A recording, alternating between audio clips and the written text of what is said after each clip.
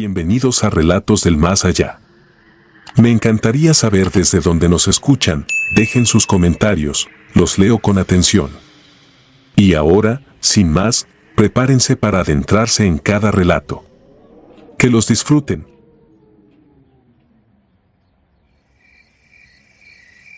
Ruidos en las quebradas. Nunca pensé que la Sierra Mixteca de Guerrero me quitaría el sueño para siempre. Hablo de 2018, cuando servía como cabo de transmisiones en un destacamento temporal que protegía convoys humanitarios tras el paso de un huracán.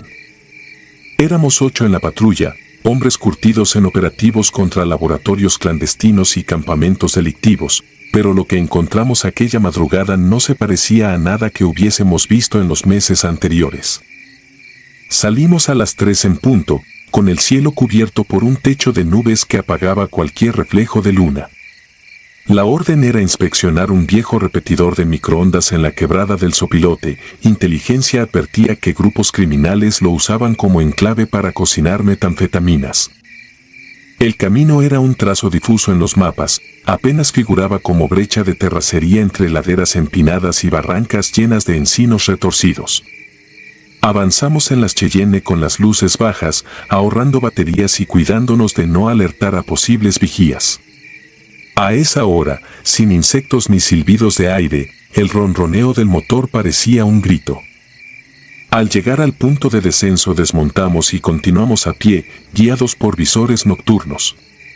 El aire olía a tierra deshecha y a un ácido agrio, como cuando los transformadores se queman en los tendidos rurales.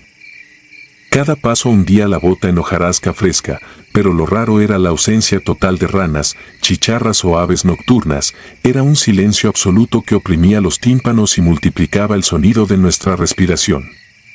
Apenas si podía escuchar la radio de pecho, un susurro que crepitaba sin señal. La estructura apareció de súbito en mitad de la neblina baja, una torre oxidada de 30 metros, erguida sobre una plancha de concreto partida por raíces gruesas. A su lado, 3 contenedores de carga adaptados como laboratorios improvisados. Sobrevivían luces de emergencia verdes que parpadeaban a intervalos irregulares. Entramos en rombo, armas apuntando a cada esquina, y lo que vimos contradijo los reportes de movimiento. Mesas metálicas llenas de probetas limpias, hornillas frías, bidones de precursores cerrados con precintos intactos. No había huellas recientes, cigarrillos ni basura. Parecía un escenario abandonado y arreglado con esmero para una inspección que nunca llegaría. Me llamó la atención un dibujo sobre la pared trasera del contenedor principal, un círculo labrado con navaja, atravesado por una espiral continua que se enroscaba hacia un punto negro del tamaño de una moneda. Las líneas estaban rellenas con algo que parecía brea mezclada con savia. Brillaba a la luz infrarroja y despedía una fetidez dulzona. No era grafiti de pandilla, tampoco lemas de cártel, y aún así desprendía una intención inequívoca de advertencia. Cuando uno se topa con altares a la Santa Muerte o a Jesús Malverde, hay veladoras, flores plásticas, ofrendas. Aquí reinaba una limpieza enfermiza, casi quirúrgica. El teniente Ordóñez ordenó revisar el perímetro. Árboles viejos, troncos huecos, ráfagas de niebla arrastrándose sobre un suelo regado de polvo blanco. El soldado Arriaga rozó la corteza de un oyamel y la yema se le tiñó de escarcha gris. Era ceniza recién depositada. Más adelante descubrimos cientos de plumas negras pegadas con resina a los tallos de arbustos, formando flechas que apuntaban hacia el cauce seco de un arroyo. Seguimos la última flecha por puro instinto táctico, y entonces entendimos hasta qué punto nos habíamos adentrado en algo que rebasaba la lógica de las operaciones antidroga. El lecho del arroyo estaba tapizado con huesos blanqueados, encajados unos con otros como si alguien hubiese armado una alfombra macabra. Tibias de cabra enlazadas con costillas de venado, cráneos de perro dispuestos en posición frontal, miles de vértebras diminutas entretejidas como abalorios. Formaban una geometría en espiral idéntica a la del contenedor, pero esta vez medía más de 5 metros y estaba hundida unos centímetros en la tierra húmeda, como si latiera. Arriaga se encorvó para documentar con su cámara y entonces escuchamos el sonido, primero tenue, luego creciente, un rumor de agua subterránea que se convertía en un gemido grave. Pensé en el eco de cascadas lejanas, pero al segundo compás comprendí que era una voz, una sola voz interminable pronunciando una sílaba imposible de reproducir con lengua humana, una sílaba que volteaba los intestinos. El cabo Méndez vomitó bilis, el sargento Durán temblaba como si hubiese ingerido anfetaminas. Yo me quedé petrificado, con el fusil colgando inservible, incapaz de articular pensamiento. Sentí que algo nos observaba desde la curva más cerrada del cauce, detrás de una roca volcánica manchada de gris. Juré luego que vi una silueta, alta como poste, completamente desnuda, piel del color del aceite quemado, cabeza demasiado pequeña para el cuerpo, brazos que colgaban hasta las rodillas. No tenía cara, solo un óvalo liso y brillante donde deberían ir los rasgos. Me miraba igual que un depredador que calcula la distancia antes del salto. El teniente, valiente o temerario, alzó la mira térmica y musitó por el intercom que no captaba temperatura, como si aquel bulto no irradiara vida. Fue lo único que alcanzó a decir, la radio murió en estática. La oscuridad se densificó de la nada, como si alguien hubiese arrojado tinta en el aire. La linterna infrarroja se convirtió en un cono opaco. Entonces la voz se multiplicó en un coro de sollozos infantiles que surgían por todo el flanco de la barranca, girando alrededor de nosotros, condenándonos en un círculo invisible. Quise disparar, lanzar bengalas, pedir apoyo aéreo, cualquier protocolo, pero el impulso físico desapareció, un entumecimiento absoluto desde la nuca hasta las plantas, una conciencia clara de que no éramos enemigos sino alimento emocional para algo que se nutría del pavor puro. El sargento Durán se adelantó tambaleante hacia los huesos. De sus labios salían palabras que no pertenecían a nuestro idioma, un balbuceo lleno de chasquidos que parecía arrastrar saliva y sangre. Se arrodilló dentro de la espiral y empezó a rasgarse la piel de los antebrazos con las uñas, dibujando el mismo símbolo que teníamos a los pies. Ordóñez trató de sujetarlo, pero Durán adquirió una fuerza brutal, lo vi romperle un diente de un cabezazo. Entre Arriaga y yo logramos tumbarlo, lo esposamos con bridas, y cada vez que el pulso de las voces se intensificaba, él se reía con una carcajada hueca que salía de lo más profundo del diafragma, como si disfrutara un chiste secreto. No sé cómo reuní valor para detonar una granada de aturdimiento en el centro de la forma ósea. Hubo un destello cegador, un estruendo que rebotó en los linderos de la quebrada, y entonces, por un instante, todo cayó. Aprovechamos para arrastrar a Durán, recoger equipo y volver al punto de extracción.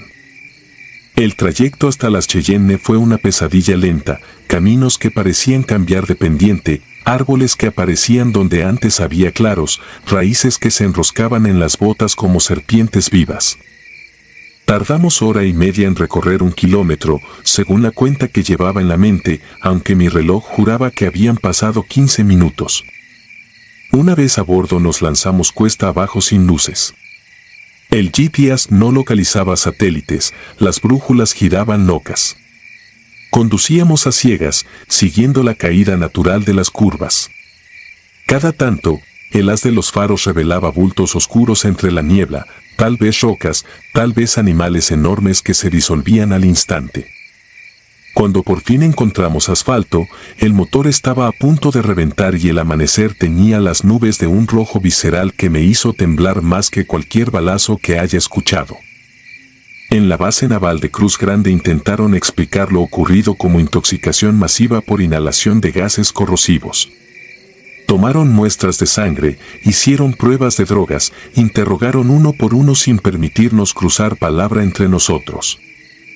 Durán fue llevado al Hospital Militar de Chilpancingo. Según el parte médico no presentaba alucinaciones ni consumo de estupefacientes, aún así permanecía con la mirada en blanco, repitiendo la misma palabra que ninguno logró descifrar.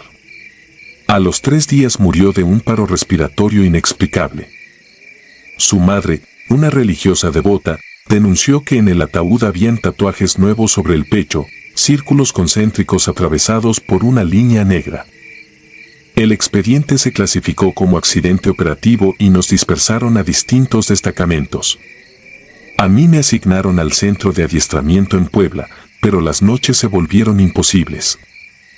Cada vez que cerraba los ojos volvía a la quebrada, veía las plumas clavadas, oía la sílaba interminable, sentía el asco eléctrico de aquella presencia sin rostro. Empecé a odiar la oscuridad de la barraca, la sombra que proyectaban los cascos alineados, el sonido de las botas golpeando el cemento al romper filas.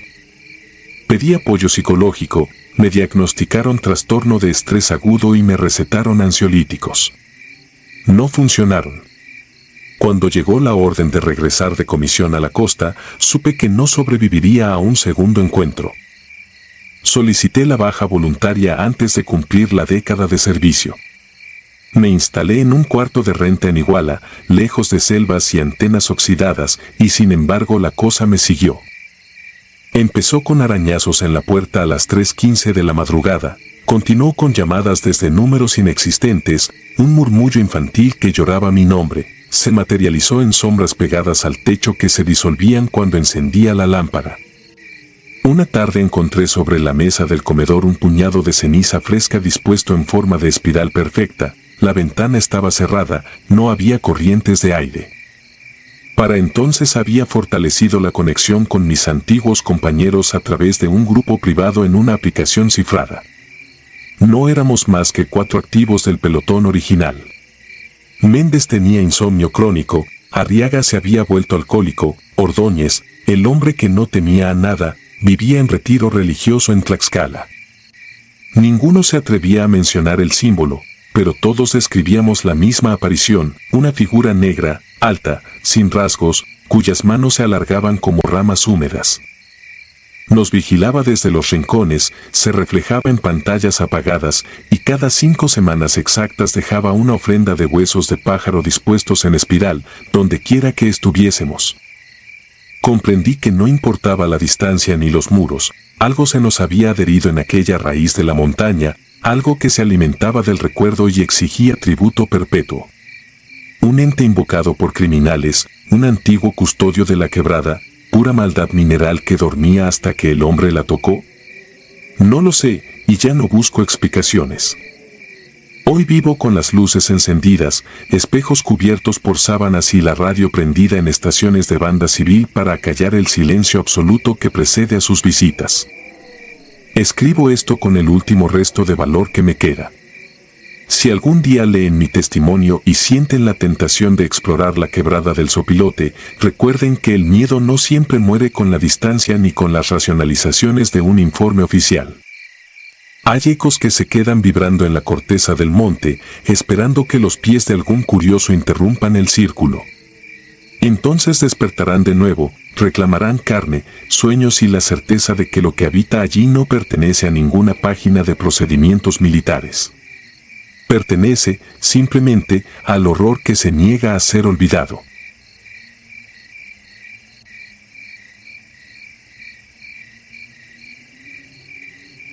La arena grita. Me llamo Marcos Ávila, tengo 46 años y durante 15 formé parte del Grupo Aeromóvil de Fuerzas Especiales. Cuento esto porque el recuerdo me roe los huesos como el polvo del desierto al metal, y porque los que estuvimos allí ya casi no dormimos. Era agosto de 2007. Nos encontrábamos desplegados en el polígono de pruebas de la región militar B, un rectángulo árido y vedado entre las sierras de Coahuila y el infinito gris de la autopista 40. A las 23:18 recibimos un código ceniza, desastre clasificado, amenaza biológica incierta, sin presencia civil. Para cualquiera en la línea regular eso sonaría a fuga de material químico, para los gafes significaba algo que ni siquiera aparecía en los manuales. Salimos en 2, camuflados, 6 elementos por vehículo. Yo iba de artillero, con los oídos zumbándome por el generador híbrido y el ventilador de partículas NBQ. El aire olía a tormenta eléctrica aunque el cielo estaba limpio y plano, como una lámina quemada.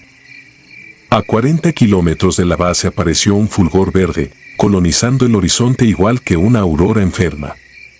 El GPS enloqueció, las coordenadas saltaban entre ceros y símbolos extraños. Aún así continuamos hasta que las ruedas se hundieron en una costra de arena vidriada. Al descender percibí la primera anomalía, ningún sonido de grillos, ni el silbido del viento entre los matorrales secos.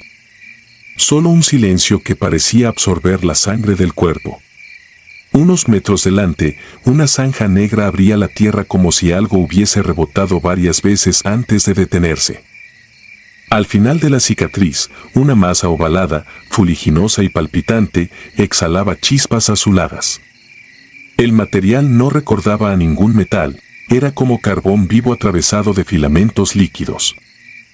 Nuestro capitán, llamaré Sombra 1 para mantener reservas, dio la orden de establecer perímetro y activar los termovisores. Las cámaras no captaban calor, solo un vacío absoluto que invertía los colores. El objeto aparecía blanco, nosotros negros. En un ángulo de la estructura se abría una grieta de la que goteaba una sustancia viscosa, fluorescente y silenciosa, que se solidificaba al contacto con el suelo formando pequeños cristales hexagonales. A 3 metros de la proa improvisada hallamos al primer ocupante. Era imposible confundirlo con un ser humano. La piel era traslúcida, surcada de vetas lilas que latían como raíces. No tenía boca ni orejas, y los ojos, inmóviles, bastaban para desencajar a cualquiera, pupilas verticales dentro de una córnea espejada que reflejaba una noche sin estrellas. Apreté el gatillo de mi FX-05 por costumbre, pero el seguro permanecía puesto, ni los más duros entre nosotros pretendían disparar a aquello. El capitán registró la temperatura con un termómetro láser, 18 grados centígrados exactos, idéntica a la del ambiente, como si la criatura no generara calor propio. Su brazo derecho estaba cercenado, del muñón brotaba la misma savia luminosa. Aún así, movía los dedos restantes contra la arena, lentos pero firmes, como escribiendo un código incomprensible. Ceniza contemplaba implicaciones de contagio, de modo que desplegamos una burbuja portátil de contención. Dentro, los especialistas NBQ extrajeron muestras que chisporroteaban, derritiendo el acero quirúrgico al contacto. Aquello no era biología convencional. Mientras tomaban datos llegó el eco de rotores. 2 helicópteros negros emergieron del norte sin luces de posición, enormes, dibujando gigantes sobre la loma. Se detuvieron en estacionario a menos de 20 metros. El remolino levantó un infierno de polvo, nublando la vista. Sin marcas oficiales, sin matrícula, solo el contorno de un águila estilizada en los costados. Descendieron 11 hombres con uniformes que tampoco reconocimos. Sus cascos reflejaban nuestro láser designador y nos cegaban con destellos que arruinaban la visión nocturna. El jefe del grupo extranjero se acercó al capitán, no alcancé a oír sus palabras. Habló apenas unos segundos, mostró un brazalete con un emblema que no identificaré, y de inmediato nos replegaron como si hubieran ensayado nuestra obediencia.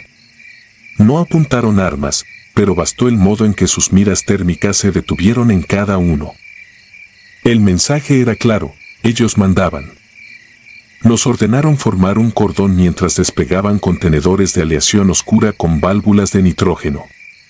Introdujeron al ser aún vivo en uno, dentro, la tapa semitransparente se empañó como si alguien respirara, aunque no vimos tórax moverse.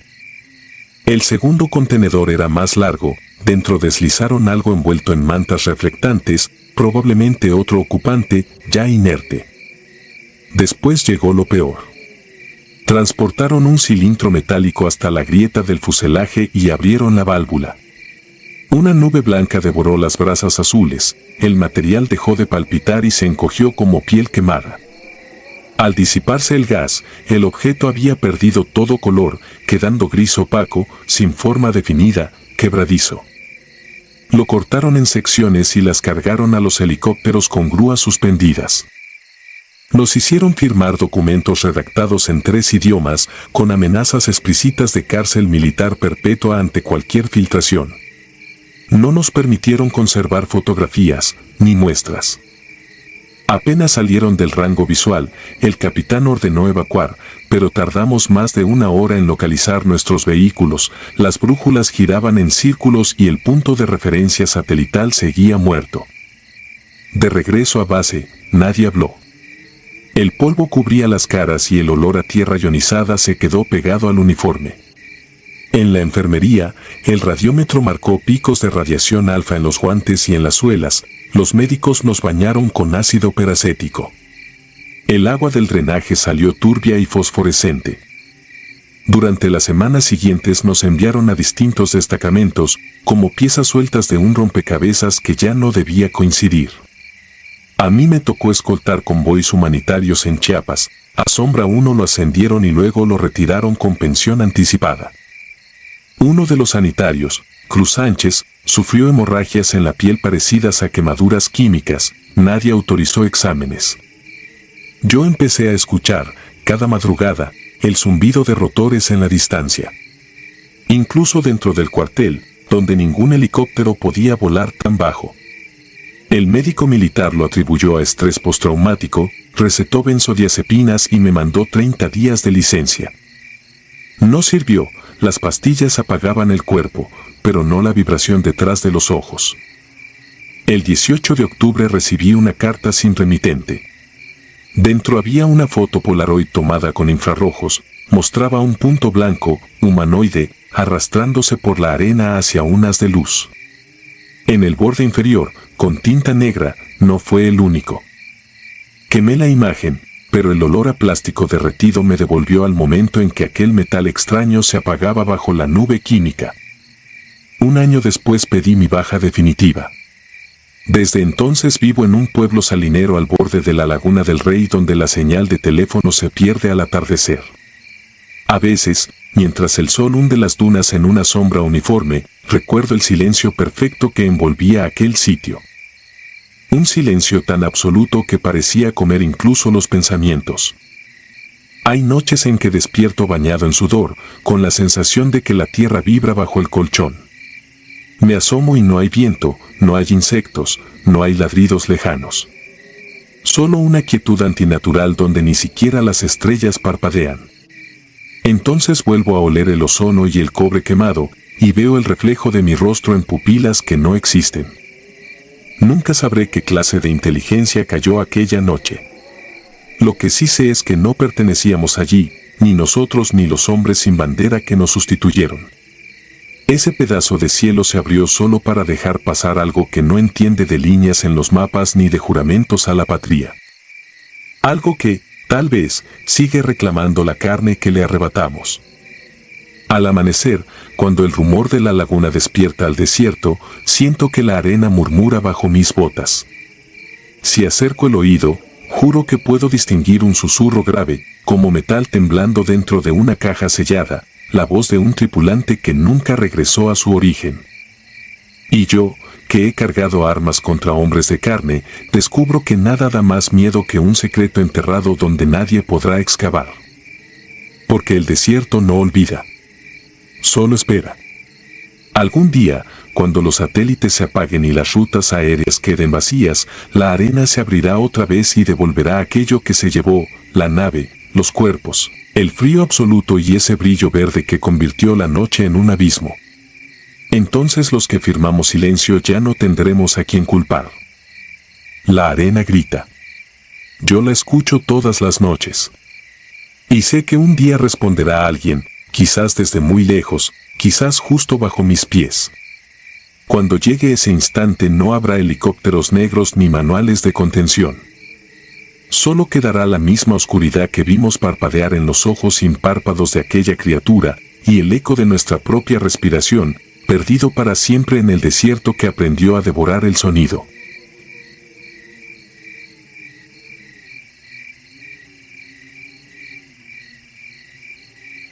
Pezuñas en la niebla. Jamás quise escribir esto, pero cada madrugada despierto mojado en sudor, con el corazón al galope y ese hedor dulzón, mitad sangre, mitad tierra húmeda, pegado al paladar. Ya no porto uniforme, me dieron baja médica después de aquella comisión y ahora reparto víveres en pueblos costeros, lejos de la sierra.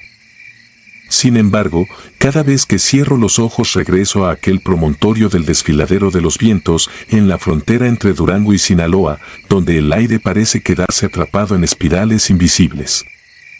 Era octubre de 2019 y nos enviaron a instalar un puesto de observación para vigilar rutas de trasiego que, según inteligencia, los criminales usaban como atajo nocturno. A primera vista, la misión parecía sencilla: 6 hombres, 48 horas, poca conversación y disciplina férrea. Entonces nunca imaginé que volvería con la certeza de que hay cosas peores que los humanos con rifles. Llegamos en un par de Cheyenne blindadas al pie del cerro al anochecer. El sol se hundía, pero un velo de bruma pálida ya reptaba entre los pinos, como si el monte jadease un aliento propio. Desmontamos equipo en silencio, fusiles FX-05 relucientes, radio Falcón 3, raciones frías. Yo era cabo de operaciones especiales, mi responsabilidad era orientar la patrulla y marcar rutas de repliegue. A mi lado iban el subteniente Castañeda, alto, seco, pura línea recta, lince, operador de radio con más cicatrices que sonrisas, Brujo, experto en rastreo serrano, y 2 recién llegados, Chamaco y Topo. Voluntarios voluntariosos y callados. Nadie lo dijo, pero todos sentimos aquella presión extraña en los tímpanos, como si atravesáramos una puerta sin marco. El GPS empezó a fallar apenas pusimos pie en la vereda, marcaba saltos imposibles de altitud, tal vez interferencia, tal vez algo peor. En lo alto hallamos una planicie estrecha bordeada de rocas negras, perfecta para tender un OP, levantamos 2 tiendas ocultas con red mimética y preparamos una fogata mínima, más para espantar el frío que para iluminar. La primera noche transcurrió entre susurros de ramas y el chisporroteo remoto de radios ajenos. A las 23:40 tomé el primer turno, me senté contra un pino retorcido mientras la neblina se espesaba. Entonces la escuché, una campanilla metálica que sonaba una sola vez, seca, demasiado cerca. Pensé en ganado perdido, pero allí no había ranchos en 20 kilómetros.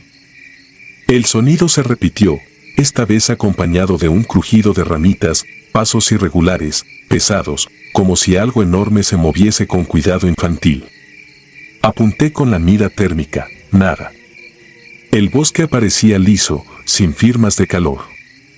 Aún así, sentí la mirada clavada en la nuca, una presencia que sabía mi nombre antes de pronunciarlo.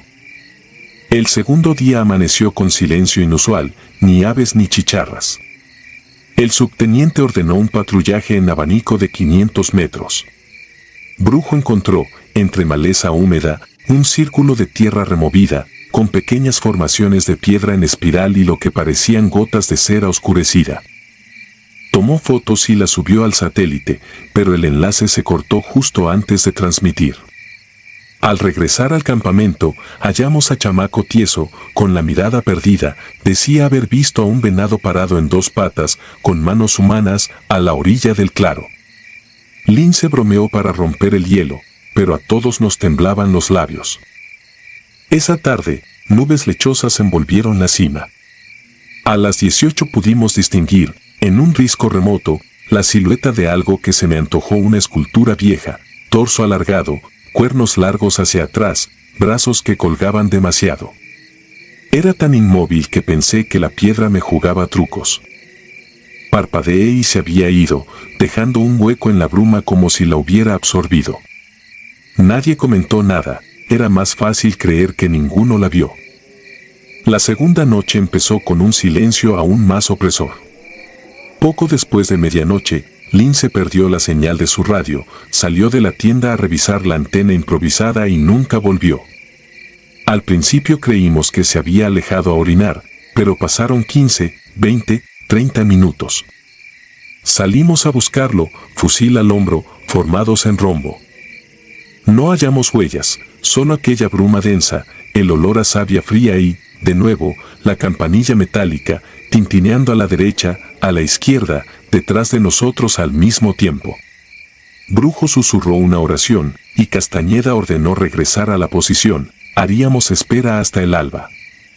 Mientras retrocedíamos, sentí un soplo tibio rozar mi oreja, y una voz que no existe describió con exactitud la cicatriz que escondo en la espalda, herida que nadie allí conocía.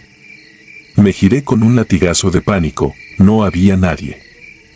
A eso de las 3, el viento cambió y trajo un olor a estiércol rancio mezclado con carne fresca. La fogata, ya casi ceniza, brilló de pronto con flamas verdosas, como si hubieran vertido cobre. En ese resplandor vimos a Topo, que hacía guardia, paralizado, mirando hacia los árboles. Seguimos su mirada, al borde del claro, erguida sobre pezuñas negras, estaba la figura. No avanzaba, solo respiraba, el pecho hundido saliendo despacio, y de sus cuernos resumaba algo oscuro que goteaba con un sonido viscoso. Su cara era como cuero húmedo estirado sobre huesos incompatibles. No tenía ojos, pero aún así sabíamos que nos escrutaba con deleite. Cuando Chamaco levantó el fusil, la criatura inclinó la cabeza, igual que un pastor evaluando ganado. Nadie apretó el gatillo, un terror espeso nos clavó al suelo. La bestia emitió entonces un sonido indescriptible, mitad palido de cabra, mitad lamento de recién nacido. Al oírlo, Topo cayó de rodillas, convulsionando. De su boca salía espuma gris y un chillido infantil que no era suyo. Castañeda corrió a ayudarlo, yo lo seguí por inercia. Fue entonces cuando la figura se deslizó hacia atrás, como si retrocediera sin mover las piernas hasta que la neblina la devoró. En cuanto desapareció, Topo quedó inerte, ojos blancos, respiraba, pero no respondió nunca. Decidimos evacuar de inmediato. Estábamos en territorio enemigo, pero el enemigo no era de este mundo. Cargamos equipo esencial y emprendimos el descenso en fila india. Apenas entramos al bosque, la neblina se volvió tan densa que no distinguíamos la mano extendida. El GPS marcaba altitudes negativas y la brújula giraba sin rumbo. Avanzábamos a ciegas, guiados solo por la pendiente. Cada pocos metros escuchábamos la campanilla, a veces delante, a veces detrás, siempre burlona. De pronto, Brujo gritó, lo alcanzamos justo a tiempo para verlo desaparecer en la bruma, arrastrado por una fuerza que dejó surcos en la tierra. No escuchamos disparos ni vimos sangre. Solo el silencio se cerró como tapa de ataúd. El pánico se transformó en histeria muda. Castañeda intentó mantener orden, pero su voz temblaba. Chamaco rezaba entre labios resecos, yo apenas sentía mis piernas. El bosque empezó a cambiar, los troncos parecían retorcerse, las ramas formaban arcos cóncavos como si guiñaran al pasar. Nos golpeaba un viento caliente que traía olores a estiércol, a hierro, a ofrenda funeraria. En un claro, vimos cruces de palos atadas con fibras frescas, colgando a distintas alturas. Al alumbrar con la linterna, los palos se movieron solos, como si respiraran. Logramos rodearlos, y entonces, sin previo aviso, escuchamos varios disparos. Chamaco había vaciado su cargador a la nada, gritaba que ya lo tenía encima. Lo desarmamos a empujones, y fue ahí cuando la bestia habló de nuevo, usando su voz infantil y las voces de nuestros compañeros muertos, como si todas brotaran a la vez desde cada árbol hueco. Nos llamó por nombre y rango, enumeró nuestros temores más íntimos y prometió que volveríamos convertidos en carne que recuerda. Corrimos sin táctica, tropezando entre barrancos, rasgándonos la piel con espinas negras. El amanecer coloreó las nubes, pero la bruma seguía prendida al suelo. Cuando por fin vimos el camino de tierra donde habíamos dejado las camionetas, comprendimos que faltaba otro hombre, Castañeda. Nadie lo había visto quedarse atrás, simplemente se disolvió. Encontramos la Cheyenne con las puertas abiertas, en el asiento del copiloto alguien había colocado la gorra del subteniente, doblada con cuidado, y bajo ella, una ramita de pino atada con cordel. Al tocarla, sentí un escalofrío que me encorvó la espalda. Inmediatamente los radios recuperaron señal y envié código negro. Respondieron con sorpresa y ordenaron extracción aérea. Mientras esperábamos, escuché por última vez la campanilla allá, al fondo del monte, despidiéndose en un tañido solitario. Nos evacuaron en helicóptero y nos separaron en diferentes guarniciones. Oficialmente, Castañeda y los demás figuraron como desaparecidos en operación y fallecido por caída en terreno accidentado. Los de asuntos internos me interrogaron 10 horas seguidas, escribí el parte, omití la criatura, hablé de emboscada enemiga y niebla densa. Me dejaron ir con licencia psiquiátrica. Topo nunca despertó del estado catatónico, Chamaco se dio baja voluntaria y, dicen, predica a las orillas de un río, convencido de que el fin se cuece en los montes. Brujo jamás apareció. Yo cargo la culpa, cada noche, cuando oscurece, la misma bruma se forma en el rincón de mi cuarto y la campanilla suena justo antes de que el sueño me venza. En ocasiones, el reflejo de la ventana me devuelve una figura con cuernos que no es mía. Lo peor llegó 3 meses después, cuando un anciano rarámuri me abordó en el mercado de Mazatlán. Me preguntó, sin saludo, si había visto al que camina sobre pezuñas. Dijo que los antiguos lo llamaban Tonari, espíritu devorador de sangre y recuerdos, guardián del paso entre mundos. Aseguró que el ejército sabía que la ruta estaba marcada, y que hacía años alguien había pactado enviarle ofrendas humanas a cambio de silencio en la sierra.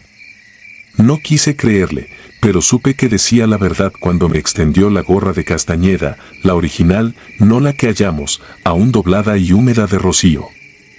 El anciano se volvió y desapareció entre los puestos, dejando un carrusel de campanillas de viento tintineando a su paso.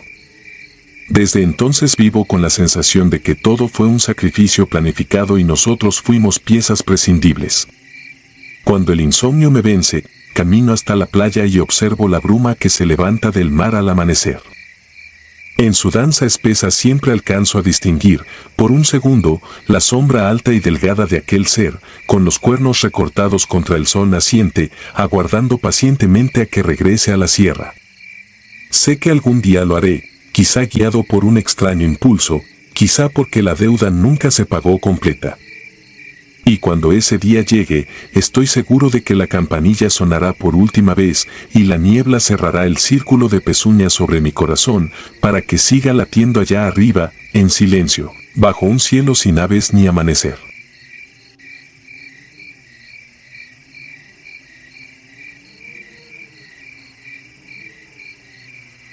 Lo que arrojó el mar. Me llamo Damián y serví como cabo de infantería en la Sedena. En 2016 me destacaron a un operativo interinstitucional en la costa norte de Veracruz. La Marina llevaba el mando, nosotros, un pequeño equipo, íbamos a bordo de una patrullera rápida para reconocimiento y apoyo. No era mi terreno. Yo sé de cerros, brechas, polvo en los pulmones. El agua abierta no te da punto de referencia, solo horizonte y un zumbido metálico que no perdona. Aquella tarde salimos con la luz todavía alta y el mar planchado.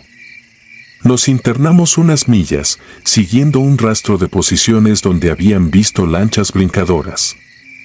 La orden era barrer un sector y volver antes de anochecer. A mí me tocó cubierta, al lado de la ametralladora, detrás de mí, la consola, radar, GPS, sonda, radios. Nada especial. Un mapa con 2 líneas marcadas a plumón y el olor a diésel fijo en la garganta. Poco antes del ocaso, dimos vuelta en U. Fue entonces cuando el mundo se redujo a fallas. Primero la sonda se quedó en ceros, después, el GPS comenzó a dibujar nuestra posición saltando como si alguien moviera la pantalla con nervios, el radar pintaba ecos que desaparecían. El támano bajó la velocidad, el jefe de máquina salió del compartimiento con el overol empapado y levantó la tapa de un tablero. El generador auxiliar estaba bien, los fusibles también. La patrullera, sin embargo, se sintió pesada, como si la agarrara algo por debajo. La noche cortó la línea del agua con una rapidez que me pareció ofensiva. Tierra estaba lejos, tal vez no tanto, pero la distancia se hace más grande cuando la luz se cae. Las luces costeras eran apenas agujas minúsculas y, aún así, preferí no mirarlas. Una superstición infantil, cuando te aferras a un punto fijo y este se va, te sientes soltado desde muy alto. El mar estaba manso y luego ya no. No hubo viento ni nube, solo un cambio en el pulso de la superficie. El oleaje chiquito comenzó a ordenarse en bandas, como si respirara a su modo. Escuché algo en la radio, un ruido de fondo que se parecía a palabras, pero no lo eran. El timonel mandó a uno de los marinos por chalecos adicionales por si acaso. Nadie hablaba más de lo necesario. Éramos 13 a bordo y todos sabíamos contar. No es cierto que la oscuridad del mar sea igual en todos lados. Hay sitios donde el agua se aclara con bioluminiscencia, como si alguien trazara con fósforos el contorno del casco. Esa noche apareció de golpe un resplandor tenue que seguía la silueta de la patrullera y luego se alejaba en círculos. Lo he visto antes, pensé, pero no así.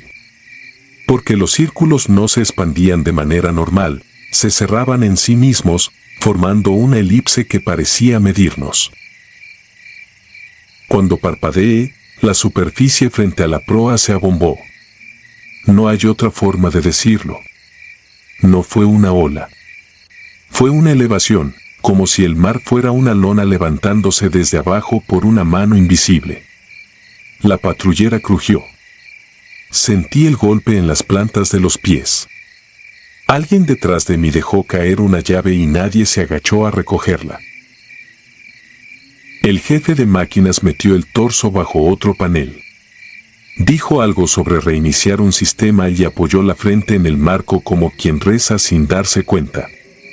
Yo tenía los dedos pegados al frío del guardamanos. El timonel, con el cuello rígido, mantuvo la proa apuntando a una nada ordenada. Entonces el agua explotó. No fue un chorro, tampoco una rompiente clásica. Fue una columna breve y brutal, que se deshizo en gotas gruesas y pesadas. En ese instante, algo salió despedido desde dentro del abombamiento. Lo vi con suficiente claridad para saber que no era un pez ni una boya. Era un cuerpo opaco, alargado, del tamaño de un tambo grande, con anillos o abrazaderas en los extremos. Giró en el aire, describió medio arco y desapareció en la negrura hacia nuestra banda de babor, como si hubiera sido lanzado por una catapulta. Nadie gritó. El único sonido fue el de las gotas golpeando el casco con la cadencia de una granizada. La columna se desinfló. La superficie volvió a su pulso irregular. En la consola, el GPS dejó de bailar, marcó una posición estable, el radar limpió sus manchas y mostró una pantalla limpia. El motor respondió a la orden mínima con una docilidad que unos segundos antes no tenía. El jefe de máquinas cerró la tapa del panel con dedos que le temblaban como si acabara de cargar todo el barco él solo. Rumbo a puerto, dijo el oficial de la marina, sin subir la voz. Sin comentarios a bordo. Regresamos en silencio. Recuerdo que el aire de la noche nos pegaba en la cara y nos dejaba una capa salobre en los labios. Yo miraba el mar de reojo, esperando que se volviera a elevar. No lo hizo. La costa fue creciendo, los faros se hicieron líneas, los muelles, contornos.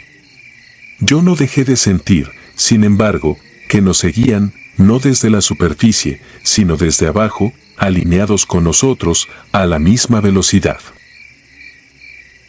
En la explanada del sector, la luz blanca de los halógenos no logró borrar el olor del diésel ni la sensación de cabina apretada. Se firmó un parte sobrio. Fallas intermitentes. Retorno sin novedad. Nadie preguntó por qué volvíamos antes del tiempo previsto. Nadie preguntó qué vimos. A veces el silencio es un uniforme más. Al día siguiente, nos ordenaron salir de nuevo. Mis manos no obedecían bien al principio, me temblaban en los nudillos. Navegamos al mismo cuadrante con otra ruta, como si aquello rompiera el hechizo. Y por un rato funcionó, sistemas normales, mar normal. Hasta que pasamos por el punto en el que, según mi memoria, la superficie se había levantado. La sonda clavó un número imposible para esa batimetría, un bache en los datos, un trazo vertical que no correspondía a nada. El radar dejó una estela de ruido apenas un segundo y se limpió. En la superficie solo vi pequeñas algas y, más lejos, una mancha de brillo aceitoso que se quebraba con la brisa en dibujos irregulares. Quise anotar las coordenadas, pero la libreta se me quedó pegada a la mano por el salitre. Las escribí igual. Esa noche, ya en tierra, busqué en los mapas, no había pecio registrado, ni plataforma, ni cableado, ni nada que justificara una lectura rara. Se lo dije al sargento del equipo. Me miró con una seriedad tranquila y me palmeó el hombro. Al día siguiente, a otra cosa. Un operativo en brecha, bultos entre matorrales, rostros de siempre. Como si el mar fuera un sueño. Pero no lo era. A partir de entonces, cada vez que escuchaba un motor diésel trabajar parejo, esperaba el cambio de ritmo que anuncia que algo no quiere que te muevas. En el monte ese aviso lo dan los pájaros cuando de golpe dejan de cantar, el zumbido de los insectos cuando se detiene como si alguien hubiera cerrado una puerta. En el agua, el aviso es más cruel, te lo da la máquina y te lo da tu propio cuerpo, con una presión sorda en los oídos y un frío que sube desde las plantas de los pies hasta la nuca. He pensado mucho en el objeto que vimos salir disparado. Podría haber sido un contenedor de arrastre, una pieza suelta, un artefacto improvisado. Podría. Lo que no puedo explicar es el impulso, de donde salió la fuerza para lanzarlo así, en ese ángulo, con esa velocidad. Tampoco puedo explicar la sincronía, cómo se alineó el regreso de la energía con la desaparición del objeto. Es cómodo pensar en coincidencias hasta que las repites en tu cabeza y dejan de acomodarse en la misma repisa. Hay cosas que no ponemos en los reportes porque no sabemos cómo escribirlas. No hay casillas para el agua se levantó como piel ni para la máquina se apagó porque sí y volvió porque sí. No hay formulario para admitirte que un elemento que no ves te mide, te pesa, te prueba y luego decide si te deja ir. Y sin embargo, esa noche aprendí que el mar tiene su manera de devolver lo que le estorba, sea nuestro o no. Lo saca a patadas, lo lanza y te hace testigo para que te vayas con la lección clavada.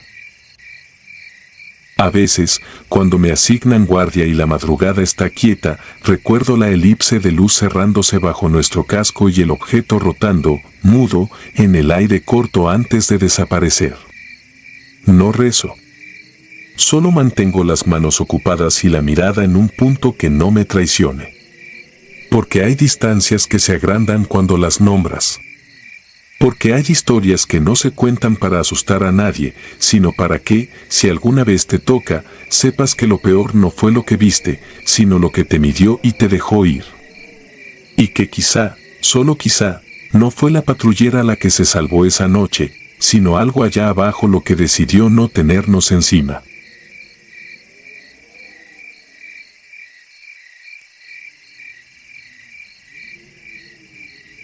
Infante abismal. Me llamo Rafael Méndez y todavía llevo clavados en la espalda los años que pasé en el batallón de fuerzas especiales, aquellos que dentro del ejército conocemos como gafes o, en los pasillos más oscuros, murciélagos. En 2014, cuando todo esto ocurrió, yo era operador de reconocimientos profundos. Nada me quitaba el sueño, ni los cruces de fuego, ni las caminatas con 40 kilos encima, ni la idea constante de que, para los nuestros, la muerte es un costo operativo más. Eso creía hasta la selva lacandona. Nuestra patrulla de 5 hombres, Aldana, el Topo, Sánchez y el Cabo Suárez, había recibido la orden de internarse en el corazón verde que late al sur de Benemérito de las Américas, casi tocando la frontera con Guatemala. El objetivo oficial era encontrar una pista clandestina usada por traficantes, el real, nunca lo supe, porque los papeles venían velados y las preguntas se castigaban con silencio. Las lluvias veraniegas ya se habían adelantado y la vegetación era una muralla viviente, un laberinto de lianas, raíces y vapores que subían desde la hojarasca como si la tierra exhalara. Avanzábamos un promedio de 500 metros por hora. Entre los árboles retorcidos apenas se filtraba la luz y la brújula giraba loca cada que el relámpago partía las nubes. Nos guiábamos con GPS de muñeca, pero hasta el satélite parecía dudar en ese lugar. El primer síntoma extraño llegó con el sonido, un llanto agudo que viajaba entre los troncos, tan claro como si alguien sujetara un micrófono junto a nuestra oreja. No se trataba de un mono aullador ni de un tucán, tampoco de la queja lejana de un felino. Era, sin la menor duda, un bebé. El cabo Suárez alzó la mano y detuvo la columna. Observamos cada dirección, encendimos térmicas y pasamos revista de perímetro, convencidos de que podía ser una trampa. Un infante abandonado en la selva es imposible, en todo caso, un señuelo para atraer gente armada. Sin embargo, el visor marcaba solo siluetas borrosas de fauna pequeña. El llanto persistía, modulándose como si el niño respirara entre sollozos.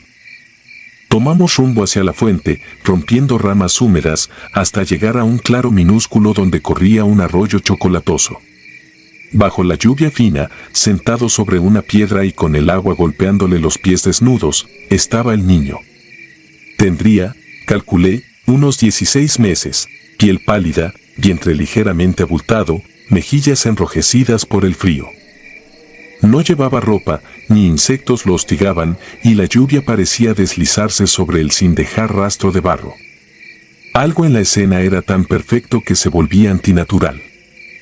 «No lo toquen», murmuró Aldana, y no era una orden, sino un ruego. Yo no podía permitir que un inocente muriera allí. Salté el cauce y avancé 3 pasos. El niño elevó la cara. Sus ojos no tenían el brillo húmedo de una criatura frágil, eran profundos, densos, del color de la obsidiana pulida. El llanto se cortó de golpe, como una grabación pausada, y en su lugar surgió una risita breve, no infantil, sino grave y hueca, un sonido imposible de salir de un aparato fonador tan pequeño. Mi impulso se congeló. Sánchez masculló una plegaria. El topo apuntó el fusil sin quitar el seguro. Entonces ocurrió lo que me marcó para siempre. El pequeño abrió la boca y mostró dientes que no correspondían a la etapa de leche. Eran piezas adultas, disparejas, afiladas como limas, parecían haber brotado en filas dobles, saturando el espacio. Aquella boca se extendía demasiado, iluminada por un relámpago que explotó tras las copas y pintó la escena en negativo durante un parpadeo interminable. Yo retrocedí un paso. No había dogma, entrenamiento ni casualidad científica que pudiera explicar esos colmillos. Sentí como el sudor frío se mezclaba con el agua de lluvia, resbalando dentro de la pechera antibalas. El niño, o aquello que fingía ser un niño, se puso de pie con la torpeza de quien aprende a caminar, pero con una rapidez que contradijo sus movimientos. Dio un saltito y quedó en la orilla profunda del arroyo, el agua golpeándole las rodillas. Noté que el cauce, antes murmurante, se había silenciado, ni insectos, ni pájaros, ni el arrullo distante del viento, la selva aguardaba. En un impulso irracional intenté llamarlo, tal vez para convencerme de que aún era humano. «Ven», dije, mi voz sonó hueca dentro del casco. Aquella criatura ladeó la cabeza y emitió un chillido que me taladró el oído, más semejante al chirrido de un metal al desgarrarse que al balbuceo de un infante. El efecto fue inmediato, los visores térmicos se apagaron, las radios tartamudearon solo estática, el GPS quedó en negro. Una hedora vegetación podrida se disparó como una exhalación desde la boca abierta. «Retirada», ordené, sin esperar aprobación. Ni el cabo Suárez discutió. Retrocedimos manteniendo formación circular, pero el niño no nos siguió. En cambio, giró sobre sí mismo y se adentró en la corriente, sumergiéndose sin chapoteo, más parecido a una piedra arrojada al agua que a un ser vivo. El arroyo se cerró sobre él sin dejar burbujas y el silencio siguió tan pesado que los tímpanos dolían. No nos detuvimos hasta que la noche cubrió la selva y montamos un bivac improvisado en un promontorio de roca, lejos del cauce. Pasamos lista de equipo, brújulas magnetizadas, pilas agotadas, las luces químicas chisporroteaban sin encender. Solo las armas permanecían fieles. Durante la guardia escuché, entremezclado con la lluvia, un clic-clic igual al que hace un bebé al golpear 2 dientes de leche, pero el ruido provenía de los árboles más altos, 20 metros sobre el suelo. Nadie durmió. Al amanecer, Suárez faltaba. No había arrastre ni huellas, su mochila seguía abierta, como si hubiera abandonado el campamento por voluntad propia. El topo sugirió un deslizamiento de tierra, pero el terreno estaba intacto. Una idea absurda empezó a instalarse en mi mente, ¿y si el niño había regresado? Rescaté el manual de procedimientos, como si la tinta impresa pudiera darme consuelo racional, y descubrí que las páginas se habían humedecido. En la esquina inferior, sobre la marca del escudo nacional, alguien, o algo, había dibujado con barro la silueta chaparra de un infante. No podíamos pedir evacuación, los satélites no respondían, los códigos HF devolvían pitidos sordos. Continuamos hacia el punto de extracción, cada vez más despacio, sintiendo ojos entre las frondas. El topo empezó a delirar, murmuraba que el niño era un nahual antiguo, guardián de los ríos. Sánchez, siempre creyente, recitaba salmos. Yo me aferraba al acero del fusil como quien se aferra a la lógica, pero la lógica se oxidaba a cada kilómetro. Al caer la tarde topamos con un asentamiento abandonado, chozas de palma aplastadas por enormes ceibas, senderos tragados por raíces. Bajo un alero desplomado encontramos lo que quedaba de un altar doméstico, y sobre él, el chupón de un bebé, intacto, reluciente a pesar de los años. Nadie lo tocó. Entonces escuchamos de nuevo aquel llanto, tan cerca que vibraba en el estómago. Aldana giró, disparó una ráfaga al vacío y el eco rebotó infinitamente, como si la selva careciera de fondo donde estrellarlo. La noche se manifestó con bruma. A cada metro aparecían juguetes a medio enterrar, un sonajero, la mitad de un oso de peluche, zapatitos plastificados aún sin moho. Eran demasiados para un solo niño. Eran tributo. Comprendí, o quise creer, que los habitantes antiguos intentaron aplacar a algo que exige inocencia ajena para mantenerse en el mundo. El Cabo Suárez fue solo la ofrenda más reciente. Cuando alcanzamos la última coordenada antes de la extracción, éramos 3. Aldana caminaba con los ojos perdidos, como si atendiera voces que el resto no oía. El topo lanzaba destellos con un espejo roto, llamando a helicópteros que nunca sobrevolaron. Sánchez se aferraba a un crucifijo improvisado con ramas, rezaba sin mover los labios. Yo mantenía la posición, cuidando que la locura ajena no desmoronara la línea. Fue entonces cuando el niño reapareció, esta vez entre nosotros, sin que nadie notara su llegada.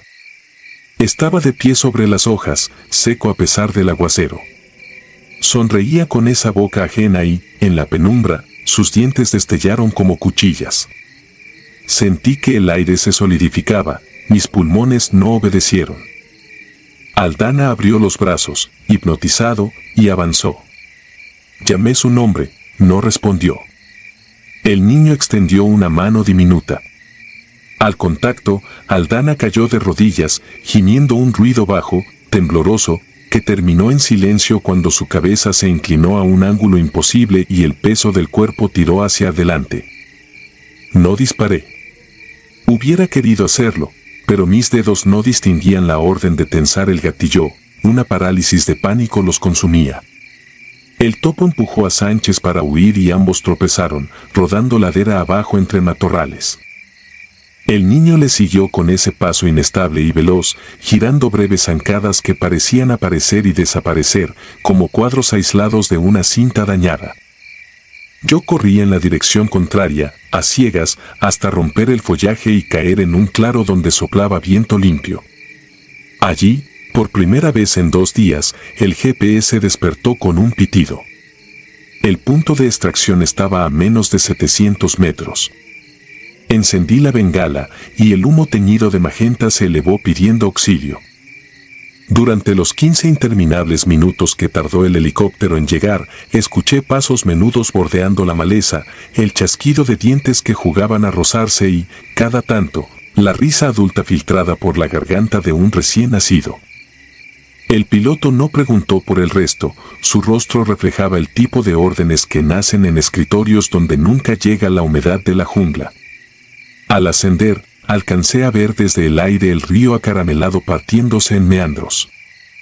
Sobre un recodo brillaba algo blanco, el niño, otra vez sentado, moviendo la mano en un gesto que no supe si era despedida o invitación.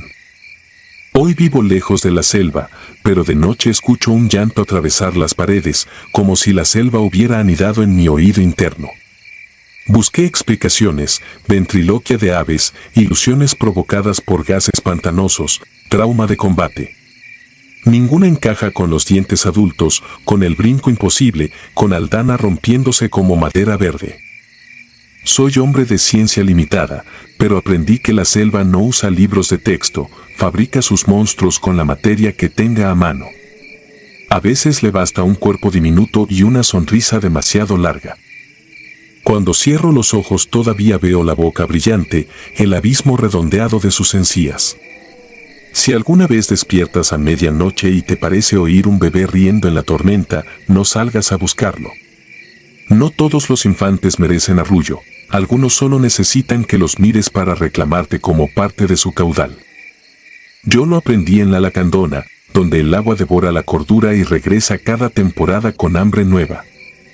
Dicen que los gafes enfrentamos cualquier enemigo. Quien lo repita, que camine primero al río. Yo ya pagué mi tributo.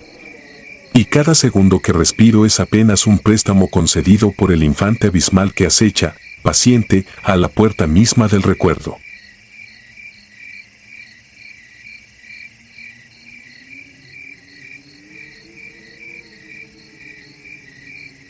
Niebla de los caídos. Juré nunca poner esto por escrito, pero los recuerdos no me dejan dormir y siento que la única forma de que no me revienten por dentro es sacarlos. Fui paracaidista del 2º Batallón de Fuerzas Especiales, hoy estoy fuera, con una baja por trastorno de estrés, aunque el parte oficial diga reajuste administrativo por lesión lumbar. Corría el año 2012 cuando todo esto sucedió, en un corredor serrano de Durango tan aislado que ni la propia Secretaría lo marca con nombre, solo coordenadas y una franja roja en el mapa táctico. Aquel sitio, decían, servía como punto de reabastecimiento para avionetas cargadas de cristal. Nuestro objetivo era simple, ingresar, levantar evidencia fotográfica y marcar coordenadas para futuros golpes. Nada heroico, una misión de rutina para 6 hombres curtidos en operaciones nocturnas y un binomio canino adiestrado para detección de armas. Salimos al amanecer desde la pista improvisada de El Salto. Volamos en Black Hawk hasta un claro encajonado entre quebradas. El helicóptero apenas tocó tierra y desapareció en cuestión de segundos, tragado por nubes bajas. Quedamos solos con la sensación eléctrica que deja el rotor aún girando en la piel. Caminamos en formación de rombo por una vereda que olía a conífera y polvo calcinado, terreno familiar para cualquiera que haya patrullado la Sierra Madre. 10 kilómetros más adelante encontramos las primeras anomalías, huellas recientes de neumático que surgían de la nada y se perdían igual de brusco. Fotografías, notas, silencio. Todo normal hasta entonces. A las 13:47, recuerdo la hora porque miré el reloj justo antes de sentir el cambio, el bosque se tragó la luz. No fue un eclipse, el sol seguía arriba, pero el ambiente se volvió grisáceo y espeso. Una niebla surgió del barranco como un derrame lento y se cerró sobre nosotros en cuestión de minutos. Era tan densa que rompía la lógica, no venía del río, no descendía con el viento ni subía desde el suelo. Simplemente estaba ahí, palpitando. Olía a humedad estancada con un fondo amargo, parecido al cobre cuando sangras por la nariz. Los perros se quedaron inmóviles, cola rígida, respirando por la boca. Cortamos radio para no delatarnos, aún así encendí el micro de prueba. solo chisporroteo, como un canal sin señal. Revisé el GPS, la pantalla mostró coordenadas imposibles, 00 grados 0000M, 00 grados 0000W. Pensé que se había mojado, lo golpeé con la palma, nada. El sargento Ibarra ordenó seguir avanzando para romper la nube por arriba. Trepamos por un filo rocoso, cada paso empapado de ese vapor que ahora nos cubría la ropa como sudor helado. Al llegar a la cresta la niebla seguía anclada al cuerpo. No importaba la altura. La cabeza comenzó a zumbarme, un pitido constante. Supuse hipoxia o fatiga, pero pronto noté que todos ladeaban la oreja como si oyeran la misma frecuencia. El cabo Benítez soltó un susurro, ¿escuchan, niños? Nadie respondió, sin embargo, yo también creía oír voces infantiles, como rondas dichas al revés.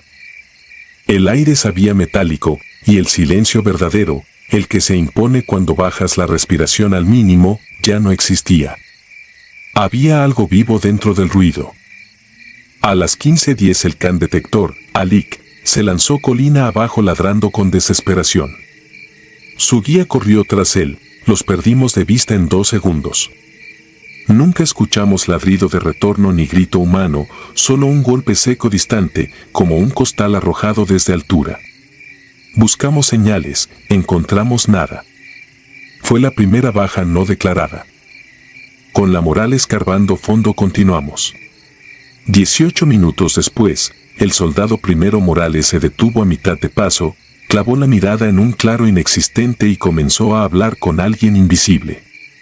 No alucinaba, respondía a preguntas que nadie hacía. Le temblaban los párpados, luego las comisuras. Sostenía el fusil con los brazos caídos, listos para soltar, como quien carga a un recién nacido. De súbito giró el arma hacia su propio rostro. No le dimos tiempo, Ibarra lo embistió, y entre ambos lo derribamos. Amarramos sus manos con cinchos y lo obligamos a beber agua con sales. Cuando recuperó algo de sentido balbuceó números en serie, todos pares, de 8 dígitos.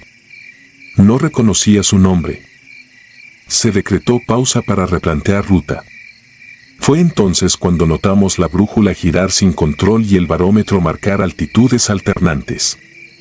Habíamos marchado en línea recta y, sin embargo, los árboles del contorno eran idénticos, como copiados y pegados en torno a nosotros. Se me ocurrió que tal vez girábamos en círculo, así que puse marcadores con cinta roja en los troncos.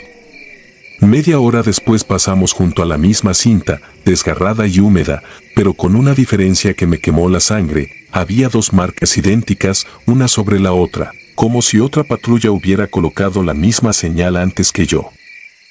Sentí un corrientazo de pánico, no lo dije. La tarde se disolvió sin transición y la oscuridad llegó con una densidad espesa, sin luna ni estrellas. Decidimos acampar a la fuerza, formando un perímetro estrecho. Velas químicas, linternas filtradas, aún así la negrura tragaba la luz a 1 metro de la fuente. Nada de fogatas, pero el frío calaba como en diciembre en vez de agosto. Durante la primera guardia, el soldado Prada vio algo tras los helechos, una figura negra, totalmente lisa, sin reflejo, ni sombra parecía. Dijo que flotaba, y cuando apuntó la lámpara la figura se retraía como tinta en agua. No disparamos porque no había blanco fiable. Solo ráfagas de jadeo propio y el bosque, intacto. A las 2:37 escuchamos pasos. Medidos, pesados, alrededor del cerco. Los segundos se volvieron horas hasta que un chillido animal, parecido a un berrendo, pero más grave, cortó la niebla y desapareció tal como llegó. En el inventario matutino faltaba Morales, solo quedaban los cinchos cortados junto a su mochila. El filo estaba derretido, no rebanado. De su cuerpo nunca apareció rastro. Ibarra, duro como piedra, propuso reagrupar y romper en retirada por el camino más corto, guiándonos con altímetro manual y odómetro de bota. Marchamos con la tensión de un cable, cada pisada resonaba como latido. El ambiente adquirió olor a tierra arada con sangre fresca, un hedor que el viento no dispersaba, y un murmullo continuo, casi imperceptible, repetía nuestro propio conteo de pasos atrasado un compás. Cuando parábamos, el eco seguía andando 2 zancadas extras. Sentir que algo camina a un ritmo detrás de ti sin que exista explicable hostiga hasta al más templado. Al kilómetro 7, supe la distancia por memoria muscular, emergió frente a nosotros un templo franciscano arruinado que jamás figuró en las cartas históricas. Muros de adobe quemado, altar sin techo, campanario partido.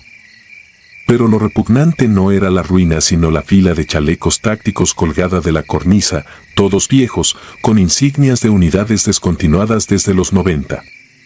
Algunos conservaban todavía placas de nombre, oxidadas en medio de tejido seco, como cuero humano reducido.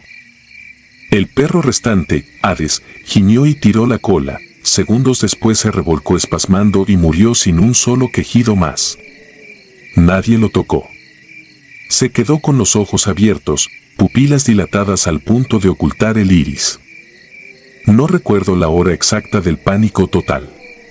Sé que el sol debió salir y no lo hizo.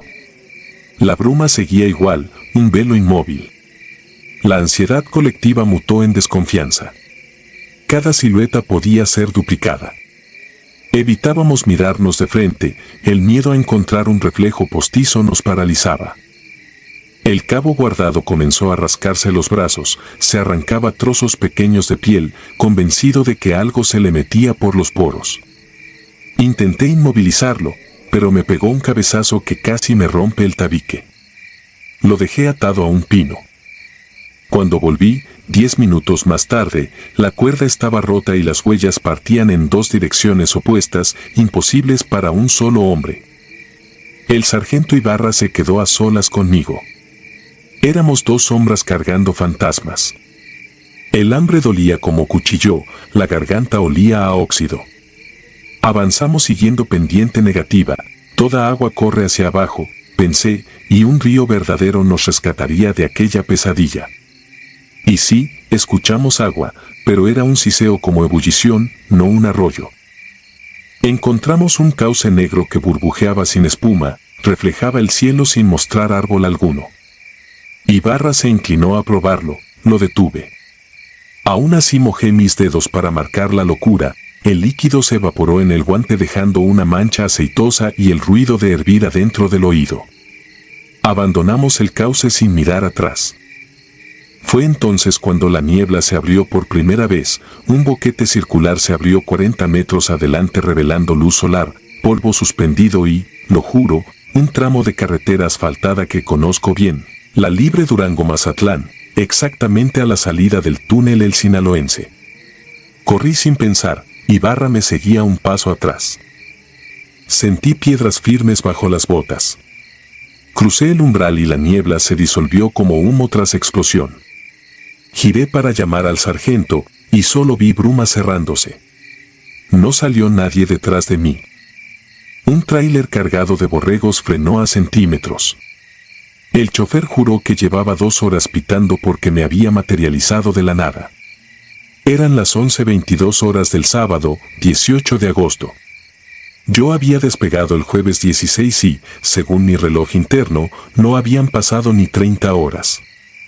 Faltaban 4 hombres, 2 perros y varias piezas de equipo. A Ibarra lo dieron por desertor, a los otros por fallecidos en accidente. Causa: condiciones meteorológicas adversas y desorientación por altiplano. Caso cerrado en un mes. Ningún parte mencionó la colina con chalecos momificados, ni el río hirviente, ni la línea de chaleco que, más tarde supe, correspondía a una escuadra perdida en 1997 en la misma zona. Todos los nombres coincidían con los bordados que vi colgando. Hoy vivo lejos de cualquier bosque.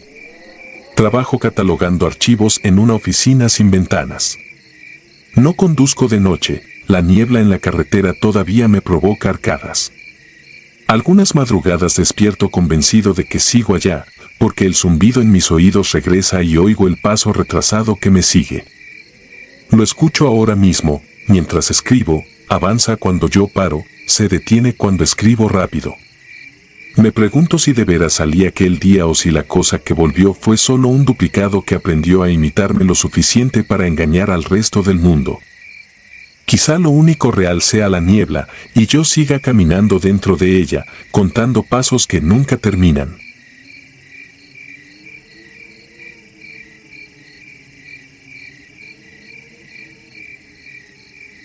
La brecha. No importa cuántas veces haya saltado desde un helicóptero o cuántas noches haya dormido en la selva, nada me preparó para lo que vi aquella madrugada. Me llamo Héctor Molina, sargento primero de las Fuerzas Especiales GAFE, los murciélagos, y llevo 13 años metiendo el cuerpo donde la mayoría no pondría un pie. En febrero de 2019 salí del campo táctico en Huajuapan, Oaxaca, con 24 horas francas para ver a mi familia en Juchitán. Pensé que la ruta vieja por la Sierra Mixteca me ahorraría tiempo. Esa decisión sigue royéndome el sueño. Partí a las 22:30 en una camioneta utilitaria del batallón. El aire del altiplano, denso y frío, entraba por las ventanillas abiertas, necesitaba el golpe de viento para no pestañear durante las curvas. Conocía la carretera seca, flanqueada por barrancas, mezquites y un silencio tan profundo que mis propios latidos parecían pasos ajenos sobre la grava. El tablero marcaba 120 kilómetros por hora. A esa velocidad, las sombras de los cerros resbalaban como mantas oscuras sobre el parabrisas. Kilómetro 47. A la derecha distinguí un puesto de vigilancia abandonado, una caseta de concreto, techo vencido, grafitis descoloridos. El reflector roto colgaba como un ojo apagado. Frené por instinto, vieja costumbre de revisar cualquier estructura solitaria, bajé la luz larga y metí primera. No había señal de radio ni de celular en esa hondonada, pero algo peor que la incomunicación se sintió en los huesos, un olor metálico que no pertenecía a la noche ni al motor. Apagué el vehículo para escuchar. La nada, absoluta. Ni coyote, ni grillo, ni viento entre matorrales. Solo mi aliento y, de pronto, un rasguido. Como cuando se enciende cerillo húmedo. Volteé al parabrisas, a unos 40 metros, en medio de la cinta asfáltica, flotaba un fuego azul verdoso, del tamaño de una sandía. No quemaba nada, apenas parpadeaba con un pulso húmedo, casi triste, que me recordó las luces químicas usadas en rescates nocturnos. Pero ese fulgor tenía vida propia, subía, bajaba, se retorcía. Y detrás, como telón, la oscuridad más compacta que he visto. El entrenamiento dicta describir, medir, actuar. Saqué la bereta, calibre 9 milímetros, y encendí la linterna táctica. El haz blanco se quedó corto, la llama siguió allí, indiferente, suspirando con un latido que se me metió en los dientes. Entonces se dividió. 2, 3, 4 esferas replicaron el mismo fulgor y trazaron un círculo frente a mí, como si delimitaran un paso ceremonial. No disparé. Sabía que la bala solo atravesaría aire y, peor, me dejaría sordo bajo la bóveda de cerros que devolvían eco. Un escalofrío me dobló el estómago. Recordé voces de veteranos sobre fuegos locos que atraen almas en caminos serranos, historias que siempre taché de folclore cantinero. Pero mientras las esferas se acercaban, entendí que el folclore es solo un disparo sin registrar. Retrocedí despacio, abrí la puerta, subí de un salto y giré la llave. El arranque patinó. Otra vez. Nada. El corazón me tronaba en las sienes. Los 4 orbes se juntaron a 3 metros del cofre, girando en espiral, y la temperatura cayó hasta empañar los cristales. Pisé embrague y acelerador simultáneos, el diésel tosió, escupió humo y al fin encendió. Metí primera. Cuando solté clutch sentí como si algo tirara del vehículo hacia atrás. Las luces internas parpadearon, el velocímetro murió. Apreté los dientes, clavé el pie al fondo y la camioneta avanzó a tirones, rechinando como si arrastrara cadenas invisibles. Los orbes se abrieron a los costados, pegados a las ventanillas, bañando el interior en un resplandor enfermizo que volvía fluorescentes mis manos. No había nadie más, pero escuché un coro susurrar mi nombre, Héctor, con la misma cadencia que un superior llama lista. Sentí la voz detrás de la nuca, luego en los espejos laterales, ecos que rebotaban dentro del cráneo. No quise mirar, sin embargo, el retrovisor central capturó una silueta femenina, anciana, sentada en la caja del pick-up. Rostro hundido, ojos huecos, cabello flotando como mecha prendida por ese fuego. Parpadeé, ya no estaba. Las esferas también se disolvían, convertidas en hilos verdosos que se apagaban contra la negrura. El motor recuperó fuerza. En segunda, luego tercera, pasé los 90 km/h en una recta que escurría cuesta arriba. Al coronar el puerto regresó el viento y, con él, los ruidos naturales, grillos, un búho lejano, el golpeteo seco de piedras sueltas contra la carrocería. El tablero revivió. Revisé espejos, carretera vacía. Aún así, continué hasta ver los primeros destellos de la autopista Coacnopalan-Oaxaca, 50 kilómetros adelante, sin atreverme a detenerme ni a reconocer si temblaba. Llegué al retén del kilómetro 0 a las 1:37. El cabo de guardia me saludó, contesté con un gesto y pedí acceso a la enfermería con la excusa de un malestar estomacal. Mientras me tomaban la presión intenté articular lo ocurrido, pero las palabras se apelmazaban. Nadie me creería. Ni siquiera yo quería hacerlo. Opté por pedir suero y silencio.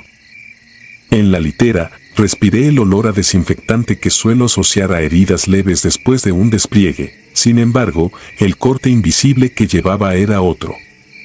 Dormité poco antes del alba. Soñé un zumbido grave, como turbina acelerando. Al abrir los ojos, la litera vibraba.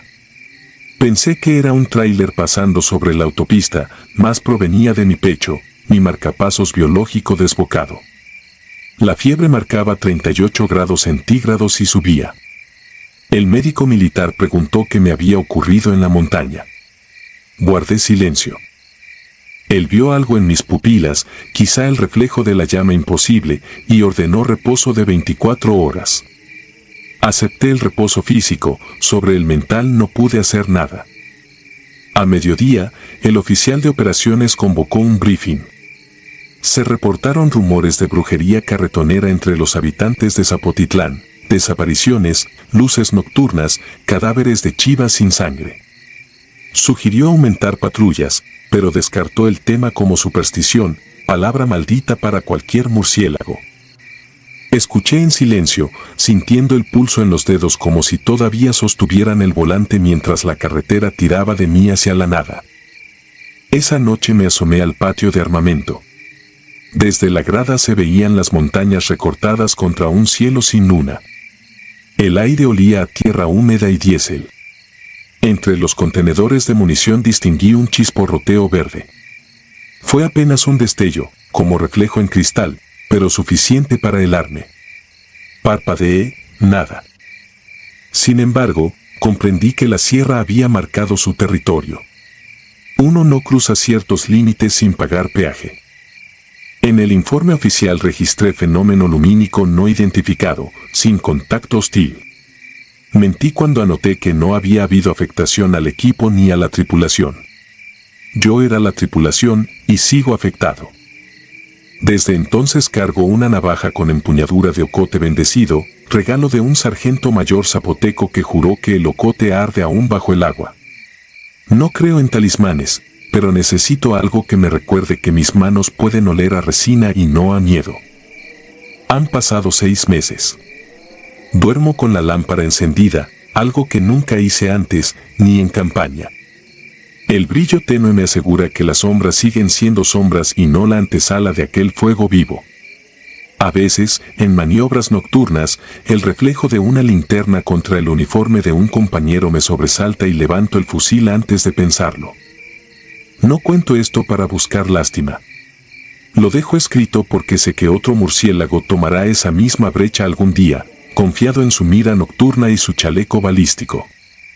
Si lees este reporte extraoficial, recuerda que allá afuera hay cosas que no se rinden ante calibre ni estrategia. Si el camino se queda mudo y el aire huele a metal frío, retrocede.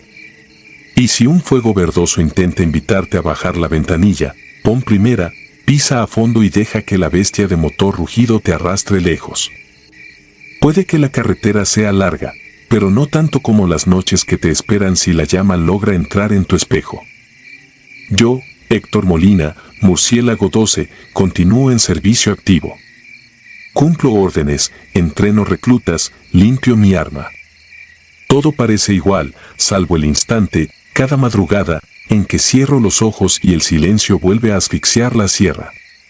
Entonces el zumbido de cerillo húmedo regresa, la piel se me hace hielo y recuerdo que la noche tiene memoria. Con cada latido escucho el rumor de 4 voces sin cuerpo que todavía giran sobre el asfalto, esperando que alguien, quizá tú, vuelva a detenerse a mirar.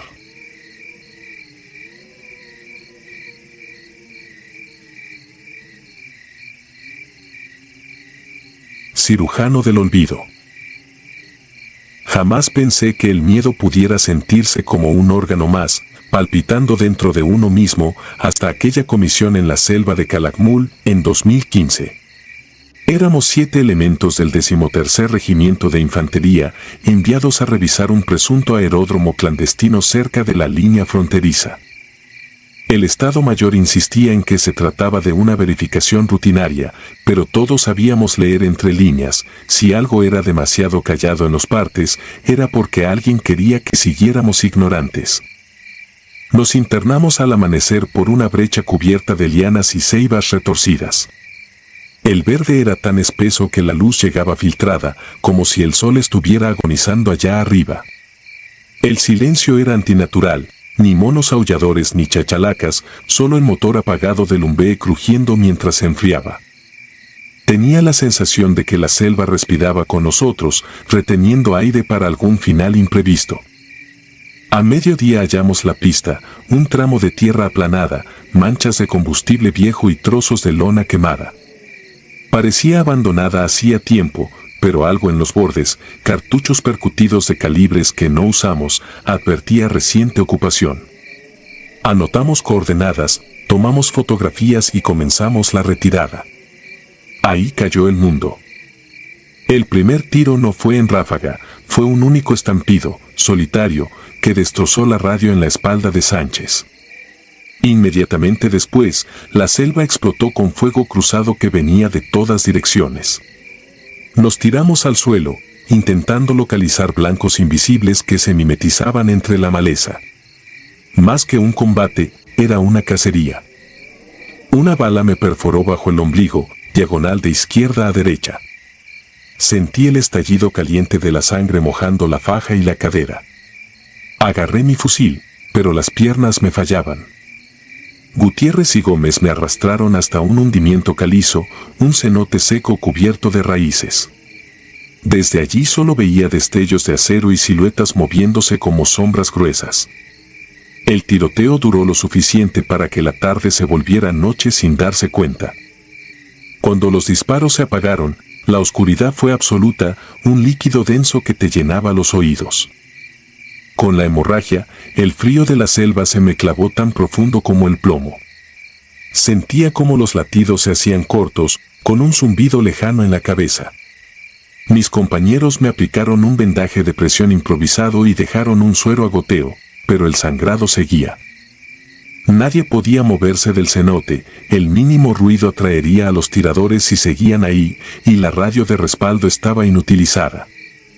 A ratos despertaba y veía luciérnagas bajo las raíces, brillando como pequeños faros infernales. En uno de esos despertares lo noté, había un hombre sentado frente a mí, separado apenas por la bolsa de municiones vacía. No llevaba pixelado ni botas tácticas.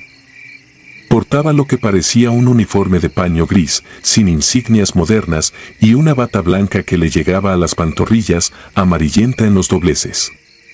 Tenía el cabello engominado hacia atrás, el bigote fino y la piel grisácea, como la corteza húmeda de los árboles. No siquiera pestañeó cuando abrí los ojos. Me habló en voz baja, con un timbre seco que flotó entre los insectos. La trayectoria es limpia, la bala ha frenado contra Ilion, pero sangras rápido. Si no la extraemos, amanecerás cadáver. Intenté enfocar la mirada. Mis compañeros parecían dormidos, las cabezas apoyadas contra la piedra, ajenos a la escena. Quise preguntar quién lo había enviado, pero las palabras salieron en un gemido viscoso. Él abrió un maletín de cuero café, tan viejo que la costura estaba blanquecina. Brillaron pinzas y bisturís de acero pulido, iluminados solo por las luciérnagas que se arremolinaban cerca. Quise apartarlo, pero no sentía las manos. El desconocido deslizó algo entre mis dientes, una tabilla de madera olorosa a clavo y alcanfor. Después rajó la tela del uniforme y hundió la hoja fría. No hubo anestesia, solo un chasquido interno y un golpe de dolor tan puro que la visión se me volvió blanca. Mordí hasta astillar la tabilla, mientras él trabajaba con movimientos exactos, casi elegantes. Extrajo la bala, la mostró un instante, chata, cubierta de fibras de mi camisa, y la colocó sobre una gasa. Luego, con hilo negro grueso, me suturó a una velocidad imposible. Cada puntada latía con mi propio pulso. Al terminar, roció la herida con un líquido que olía a alcanfor y menta. Colocó un vendaje de lino, más áspero que cualquiera de uso militar actual. Sus ojos, apagados, se quedaron fijos en los míos. No bebas agua hasta que el pulso baje, dijo. Y no sigas este sendero cuando salga el sol. Hay otros peligros que no respetan uniformes. Parpadeé, al abrir los ojos de nuevo, ya no estaba. Tampoco el maletín. El vendaje, sin embargo, seguía firme y la bala reposaba aún caliente sobre mi estómago. No recuerdo haber dormido, pero de pronto la aurora tiñó de rojo las copas de los árboles. El combate había terminado, dos cuerpos hostiles colgaban de lianas, abatidos quién sabe por quién. Entre los nuestros, solo Sánchez sangraba por el hombro. Levantamos señaladores con espejos y, tras interminables minutos, un U-60 rompió el cielo, guiado por coordenadas que nadie admitió haber enviado. En el campo quirúrgico de la base de Chetumal, los médicos me abrieron el vendaje. Hubo silencio incómodo cuando observaron la sutura. El capitán médico me palpó los bordes, miró la bala que guardaba en la mano y frunció el ceño. ¿Qué cirujano te intervino en zona caliente?, preguntó. No respondí. No es trabajo de campo, esto lo hace un especialista con bisturí de hoja fina y luz estable. No hay señales de contaminación ni hemorragia secundaria. ¿Quién fue? Guardé silencio porque no tenía respuesta creíble. Me sometieron a placas y ultrasonidos, no había fragmentos ni daño visceral. Parecía obra de quirófano privado, no de un cenote infestado de mosquitos. La convalecencia duró solo 4 días antes de que me autorizaran caminar. Sin fiebre, sin olor a supuración, sin el dolor sordo que debía martillar las noches. Podía doblarme sin que la costura tirara. Demasiado rápido, demasiado pulcro. Era antinatural. Al regresar a la comandancia de zona, pedí acceso al archivo histórico, una curiosidad malsana, me dije. Revisé memorias fotográficas desde la posguerra cristera hasta la década de los 60, enfocadas en personal médico destacado en selva. Entre negativos empolvados apareció el teniente médico cirujano Renato Farfán Ríos, último destino registrado, campaña antipalúdica de 1939, Calakmul. Declarado desaparecido en patrulla durante un ataque de contrabandistas, cuerpo no recuperado. La foto mostraba el mismo peinado, el mismo bigote delgado. Sostenía un maletín idéntico al que recordaba, con la cruz roja apenas visible. Sentí un martillazo en las sienes y tuve que apoyar la frente en la vitrina empañada. Aquello era imposible. De noche, en el alojamiento, el vendaje, ya seco, se aflojó solo y cayó a mis pies. La cicatriz no era rosada ni nueva, lucía pálida, consolidada, como una herida de años atrás. Me toqué la piel, Las puntadas habían desaparecido, pero bajo la epidermis asomaba un hilo oscuro, incrustado como vena de tinta. Cuando presionaba, sentía un cosquilleo que trepaba hasta el cuello, un pulso ajeno al mío. Esa misma madrugada un compañero de guardia me despertó, decía haberme oído hablar en voz alta en la enfermería vacía. Juraba que yo discutía con alguien llamado doctor, aunque nadie más ocupaba la estancia. Dentro, olía a alcohol antiséptico viejo y alcanfor.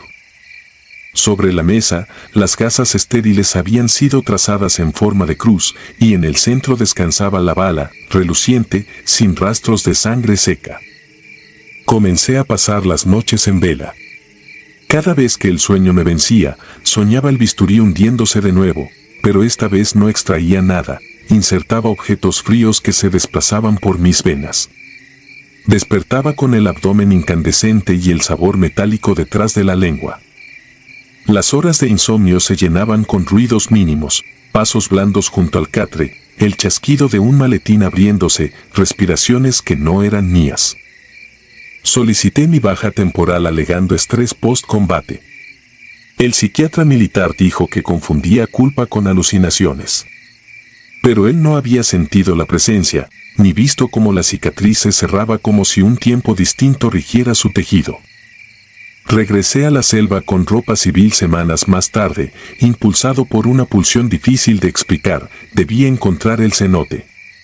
Caminar entre aquellos árboles viscosos fue como volver al interior de una boca antigua. Hallé el hundimiento, ahora tapizado de hongos blancos. En el fondo, bajo raíces podridas, asomaba algo metálico, un mango de bisturí corroído por la humedad. Al tocarlo, la carne alrededor de mi cicatriz vibró como un músculo ajeno. Dejé el instrumento allí, sentí que no me pertenecía. Al caer la tarde, las luciérnagas reaparecieron. Entre su luz, distinguí la silueta del cirujano a unos metros, de pie, el maletín en la mano. No avanzó ni retrocedió, simplemente esperó. Comprendí que no venía por mí, sino por lo que me había entregado. El hilo bajo la piel latió con urgencia. Sin pensarlo, tomé mi navaja táctica, abrí la cicatriz a medio sanar y tiré aquel fragmento oscuro. Era el mismo hilo, largo y húmedo, que se retorció al tocar la tierra. El doctor lo recogió con pinzas, lo guardó en la bolsa externa del maletín y, sin mirarme, se disolvió entre la penumbra verde. Cerré los ojos. Cuando los abrí, la noche entera crujía con grillos y pájaros nocturnos, sonidos que antes habían huido. La selva volvió a respirar de manera natural. En mi abdomen ardía la herida abierta, ahora sangrando como debía. Me até la camisa para contenerla y emprendí el camino de vuelta, guiado por las estrellas. Todavía llevo la cicatriz, más rugosa que antes, sin hilo oculto. Pero cada vez que escucho el zumbido lejano de un helicóptero sobre la maleza, algo me recuerda que, en algún punto de la frontera donde los mapas guardan silencio, un cirujano sin latido continúa operando fantasmas de carne y hueso.